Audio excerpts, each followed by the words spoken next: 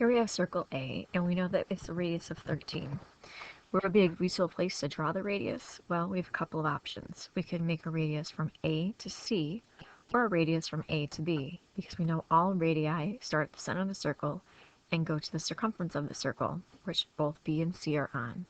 So I drew a radius from A to C, and we know that it's 13, so I labeled it in my picture.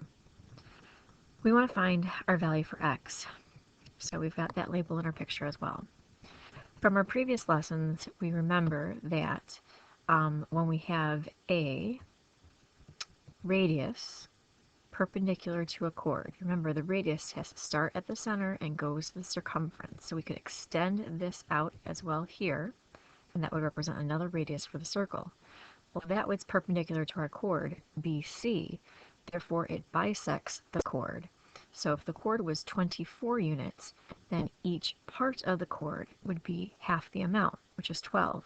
So B to this point is 12, and C to this point is 12. We can mark that in our picture. Now we have a right triangle where we know two side lengths, and we need to find the third.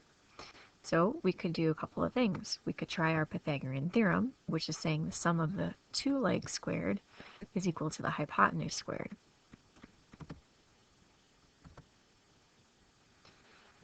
So we can label our pieces and then undo our equation to solve for x.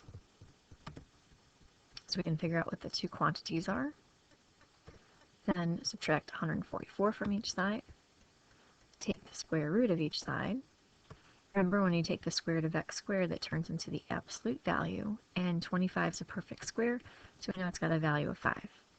Remember, the absolute value measures the distance from 0, and so technically we can go to the left and right of 0, which would mean we'd be at -5 and 5 on a number line. However, this is a length, and we know lengths can't be negative, so the value for x we need is just 5. Or, if you didn't do Pythagorean theorem, maybe you noticed a pattern. This is a perfect triple, or Pythagorean triple, I should say, which is the 5, 12, 13, and if you recognize that right away, you could have found the value for x pretty quickly.